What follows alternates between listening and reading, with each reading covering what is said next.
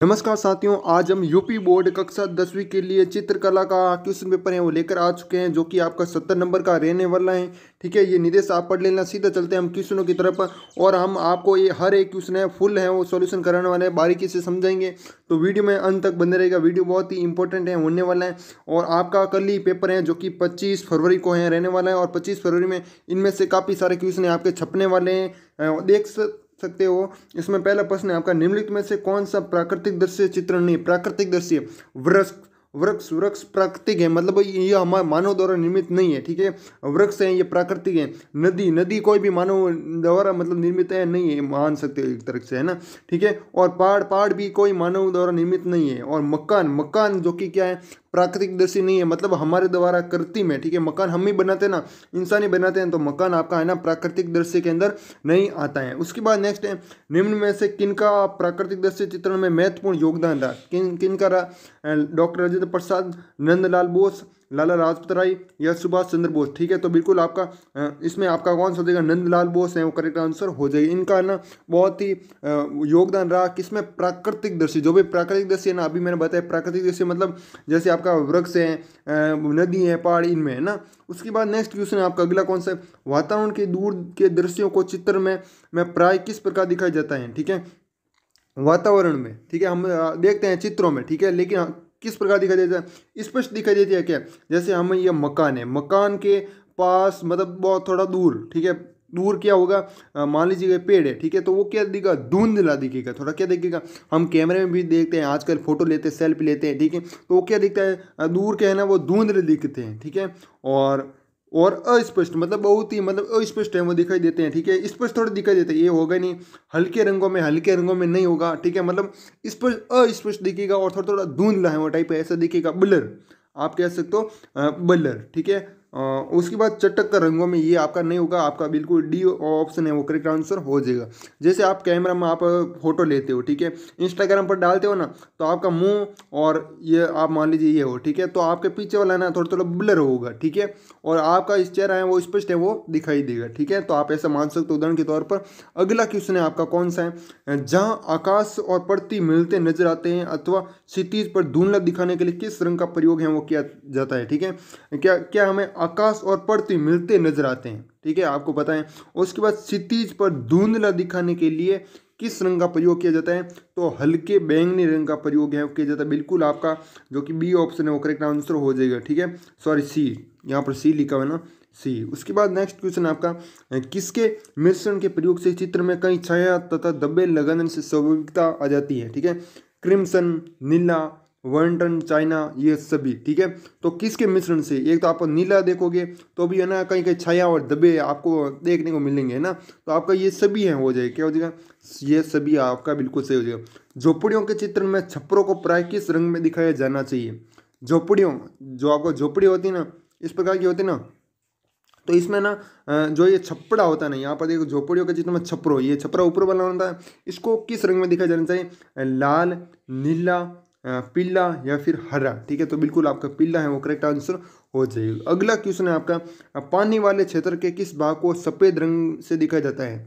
ठीक है, पानी वाले क्षेत्र के किस भाग को सफ़ेद रंग से दिखाया जाता है? निकट वाले भाग को, सामने वाले भाग को, मतलब जो नज़दीक है उसके भाग को, या फिर पीछे वाले भाग को, या दूर वाले भाग को। ठीक है, तो बिल्कुल आपका बी ऑप्शन करेक्ट हो जाएगा, दूर वाले भाग को, है ना।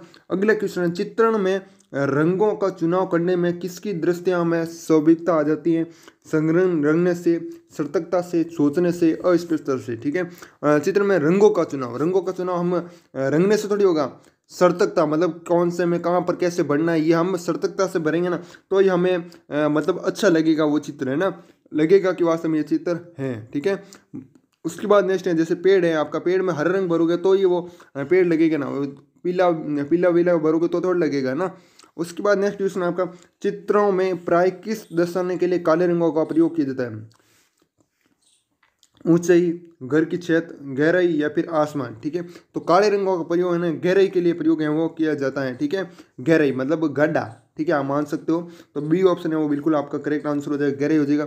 उसके बाद नेक्स्ट क्वेश्चन आपका 10वां, प्राकृतिक दृश्यों के चित्र में किससे दृश्य की स्वाभाविकता नष्ट होने की संभावना होती है?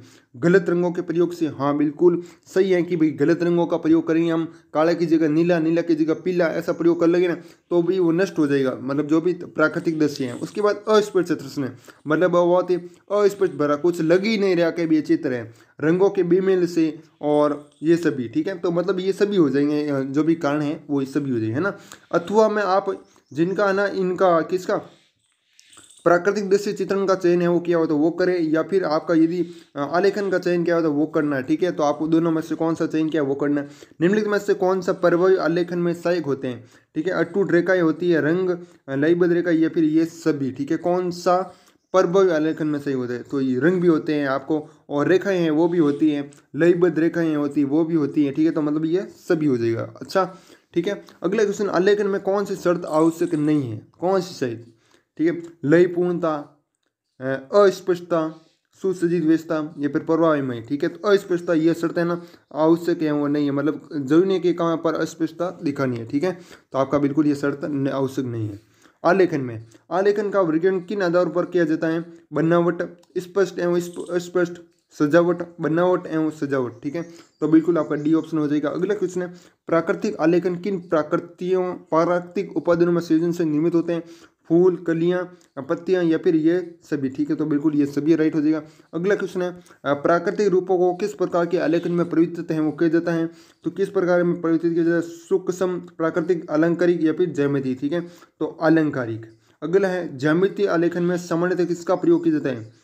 ज्यामिति, ज्यामिति मतलब आप देख तो सरल रेखा का भी प्रयोग होता है, जो चाप होता है उसका भी प्रयोग होता है, और बहुभुज, बहुभुज का भी इसमें प्रयोग होता है। तो मतलब ये सभी का प्रयोग है होता है ज्यामिति। ज्यामिति मतलब कोई भी 3D हमें बनानी है, ठीक है। उसके बाद सूक्ष्म आलेखन में किस पर विशेष ध्यान दिया जाता है? रंग पर, अलंकार पर, आकार पर, संतुलन बनाने पर, ठीक है। तो किस पर विशेष ध्यान देना जाता है? मतलब संतुलन करना, ये मतलब इस पर बहुत ही ज़्यादा ध्यान दिया जाता है ना। अगला क्वेश्चन है, आलेखनों में वर्तमान समय में कौन सा आलेखन सर्वाधिक पसंदीदा है, मतलब पॉपुलर है, जिसके ज़्यादा फॉलोवर हैं, इंस्टाग्राम आईडी पर ज़्यादा फॉलोवर हैं वही पॉपुलर होगा। तो आलेखन में वर्तमान समय मतलब इस समय में, है ना, तो अलंकारिक हो जाएगा। क्या हो जाएगा? अलंकारिक। बी ऑप्शन करेक्ट आंसर हो जाएगा। अगला क्वेश्चन है आपका, मूल रंग को अन्य किस नाम से जाना जाता है? मूल रंग को, ठीक है, प्राथमिक, तृतीयक, द्वितीयक, चतुर्थक, ठीक है। तो बिल्कुल आपका ए ऑप्शन हो जाएगा, प्राथमिक हो जाएगा। आलेखन के चित्र में चित्र को ट्रेस के लिए किस पेंसिल का प्रयोग किया जाना चाहिए? 2B पेंसिल का। किसका?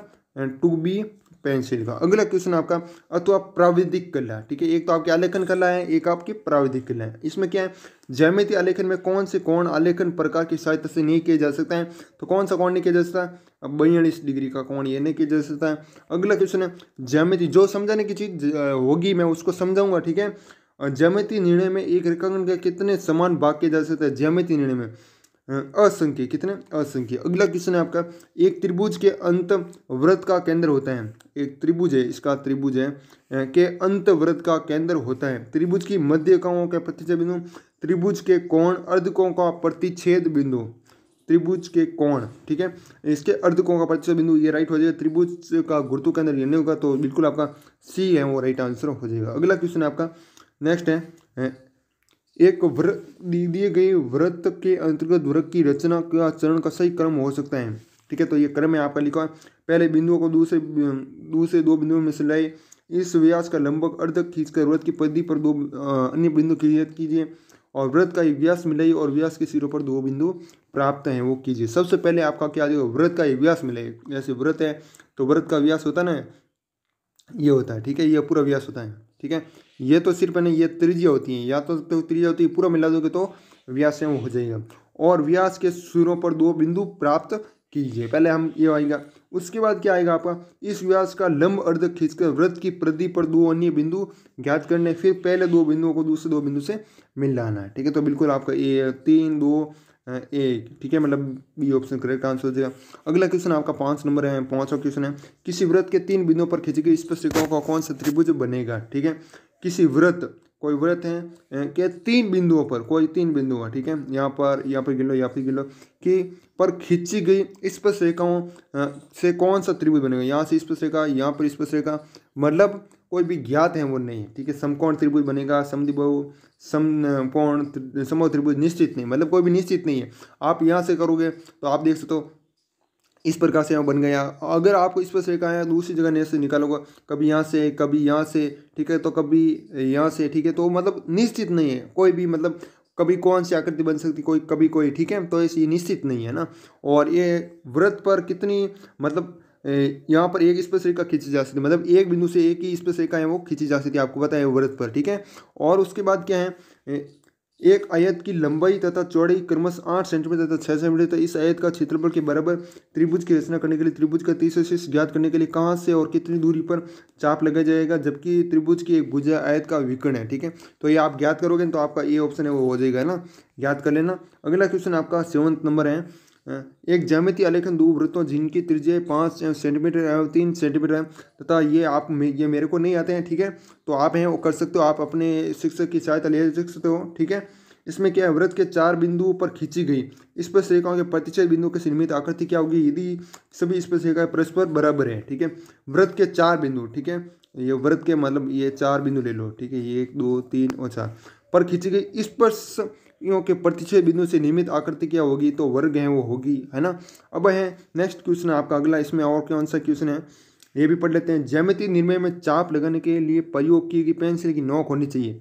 आपको भी पता है मोटी थोड़ी होनी चाहिए, चाप काटने के लिए क्या होनी चाहिए, बारीक होनी चाहिए, पतली सी होनी चाहिए, बारीक होनी चाहिए ना, ये आपको भी पता है। अगला क्वेश्चन है, कागज किसी ज्यामितीय आकृति के एक कोण को अर्धक ज्ञात करने के लिए लगाई गई चापों की संख्या होगी 3 होगी, ये आपको याद रखना पड़ेगा। अगला क्वेश्चन स्मृति चित्रण है। स्मृति चित्र में व्यक्ति किसी वस्तु को कैसे पहचान सकता है, तो स्मृति भंडारण द्वारा, ठीक है। और उसके बाद है दूसरा है स्मृति चित्र में चित्रकार की किस क्षमता में सुधार आता है, तो किस क्षमता में सुधार आता है, अभिव्यक्ति में, है ना। अगला क्वेश्चन है आपका स्मृति चित्र में किसका विशेष ध्यान रखा जाता है, तो संयोजन का, लय का, वास्तविकता का, ये सभी, ठीक है, तो बिल्कुल आपका ये सभी करेक्ट हो जाएगा। अगला क्वेश्चन चित्र में छाया और प्रकाश को दर्शाने के लिए सामान्यतः किस पेंसिल का प्रयोग किया जाना चाहिए, तो 2B पेंसिल का, किसका प्रयोग किया जाना चाहिए, 2B पेंसिल का प्रयोग करना चाहिए। और सबसे एक होती है पतली पेंसिल, एक होती है मोटी, वो कौन सी पेंसिल है वो कमेंट बताओ इसका आंसर, ठीक है। अगला स्मृति चित्रण के किस सिद्धांत में पेंसिल को पेन की तरह पकड़ा जाता है, स्मृति चित्रण के किस सिद्धांत में, ठीक है। नेत्र दशा, पेंसिल पकड़ना, रेखाओं को खींचना, चित्र संयोजन, तो बिल्कुल आपका बी ऑप्शन हो जाएगा। इसमें कौन सा है, स्मृति चित्रण के में बार बार आंखों को बंद क्यों देता है, स्मृति चित्रण में गलतियां कम करने हेतु। किसका, हम आंखों बंद इसलिए करते हैं क्योंकि गलतियां कम होती है इसमें आंख बंद करने से, है ना, तो ये आपका ये ऑप्शन हो जाएगा। अगला क्वेश्चन है वस्तु के पारंपरिक चित्र में किसका प्रयोग है वो करना चाहिए, तो किसका प्रयोग है वो करना चाहिए पारंपरिक चित्र में, बड़ी रेखाओं की, हल्की रेखाओं की, छोटी रेखाओं की, लाल रेखाओं की, तो बिल्कुल आपका सी ऑप्शन हो जाएगा, हल्की रेखाओं की। स्मृति चित्र में पीछे की वस्तुओं को रंग को किस रंग से सुसज्जित किया जाता है, हल्के रंगों से, है ना, स्मृति चित्र में। और क्या है, नंबर क्वेश्चन है आपका स्मृति चित्रण विधि के अंतर्गत किस आकार की चित्रण विधि लगभग समान होती है, तो आयत एवं वर्ग की, ठीक है, तो स्मृति चित्रण विधि के अंतर्गत। अगला क्वेश्चन आपका वस्तु में शेड डालते समय मुलायम रबड़ का प्रयोग किया जाना चाहिए जिससे क्या हो चमक पर प्रभाव ना पड़े, है ना। अगला क्वेश्चन आपका भाग सेकेंड खंड क आ चुका है आपका प्राकृतिक दृश्य चित्रण है। इसमें अपनी ड्राइंग शीट पर चारों ओर समान हाशिया छोड़ते हुए बीचों बीच में 20 बाई 15 सेमी का एक आयत बने, इससे निम्नलिखित प्राकृतिक दृश्य चित्रण जल रंगों अथवा पेस्टल रंगों से तैयार कीजिए। चित्रांकन स्वच्छ सुंदर प्राकृतिक है वो होना चाहिए, ठीक है। उसके बाद सही रेखांकन करोगे तो नंबर मिलेंगे आपको। संयोजन में सुसंगत रंगों का प्रयोग, सामान्य प्रभाव, ठीक है, मतलब जैसे करोगे उस प्रकार आपको रंग अच्छे नंबर है वो मिलेंगे, ठीक है। सूर्योदय के समय ग्रामीण का दृश्य बनाना है, क्या बनाना आपको, सूर्योदय के समय सूर्योदय हो रहा है, ग्रामीण दृश्य बनाना है आपको। झील के किनारे गांव की झोपड़ियां, जो झील हैं उसके किनारे क्या होगी, गांव की झोपड़ियां होगी, दूर पर कुछ वृक्ष हैं, ठीक है, और झील में एक नौका है वो रहनी चाहिए, मतलब एक नाव है वो रहनी चाहिए, ठीक है। तो इस प्रकार का चित्र है बनाना, अथवा आपको ऊपर वाला नहीं आता तो नीचे वाला कर दो, ठीक है। ये क्वेश्चन है आपका। अगला क्वेश्चन है आपका प्रावृद्धिक कला से संबंधित है। इस पर कह दिया हुआ है निम्नलिखित में से किन्हीं तीन प्रश्नों की रचना करनी है। आकृति में रेखाएं स्पष्ट तथा साफ खींची जाए, ठीक है, जो भी रेखाएं हैं और क्या है साफ खींची जाए, और ओ है इसमें दी हुई हुई त्रिज्या के वृत्त पर ऐसी दो बराबर स्पर्शिकाओं की रचना कीजिए जो वृत्त के बाहर एक दूसरे के साथ 50 डिग्री माप का कोण बनाती हो। अथवा आप ऊपर वाला नहीं आता नीचे वाला कर देना। बराबर त्रिज्या वाले दो वृत्तों की सामान्य स्पर्शिका की रचना कीजिए। और उसके बाद ब है आपका दो दी हुई असमांतर रेखाओं क ख और ख ग को स्पर्श करते हुए कुछ ऐसे वृत्तों की रचना कीजिए जो एक दूसरे को भी स्पर्श एवं करे। ठीक है, एक दूसरे को स्पर्श एवं करना है क ख। ठीक है, असमांतर रेखाओं से 2 सेमी और 3 सेमी त्रिज्या वाले दो वृत्त एक दूसरे को स्पर्श करते हैं। इन वृत्तों की सामान्य अनुस्पर्शी की रचना करनी है। स है आपका 3 वृत्तों की त्रिज्या एक तो डेढ़ है, एक 2 है, एक 3 है। ठीक है, इन वृत्तों को इस प्रकार खींचे कि प्रत्येक दो शेष दो वृत्तों को स्पर्श करने मतलब स्पर्श संयोग करनी चाहिए। उसके बाद खंड ख आ चुका है। स्मृति चिन्ह दो निर्देश निम्नलिखित में से किसी एक एक की रचना करनी है। आकृतियों में रेखा स्पष्ट तथा साफ एवं खिंच जाइए। चित्र 15 सेंटीमीटर से छोटा है वो ना हो तथा एक निश्चित अनुपात में हो। निश्चित अनुपात में आपको रखना है। क्या क्या बनाना आपको देख सकते हो। सुरई है, एक प्लास्टिक की बाल्टी, बंद छाता, पेड़ की डाली पर बैठा तोता। ठीक है, तो ये कुछ क्वेश्चन थे जो कि मैंने आपको बताए। और भी क्वेश्चन में आपको हमारे इस यूट्यूब चैनल के माध्यम से मिलते रहेंगे। तो आप हमारे इस यूट्यूब चैनल को जरूर से सब्सक्राइब है वो जरूर कीजिएगा, माई सक्सेस सेंटर। ठीक है, और बात करें PDF की तो PDF है हमारे टेलीग्राम ग्रुप का नाम है ये माई सक्सेस सेंटर। उस ग्रुप में जुड़ जाएगा, वहाँ पर आपको मिल जाएगी PDF। ठीक है, तो बाकी हम इस वीडियो को हमेशा समाप्त करते हैं। वीडियो पसंद आए तो वीडियो को लाइक और चैनल को सब्सक्राइब जरूर कीजिएगा। तब तक के लिए जय हिंद, जय भारत, वंदे मातरम।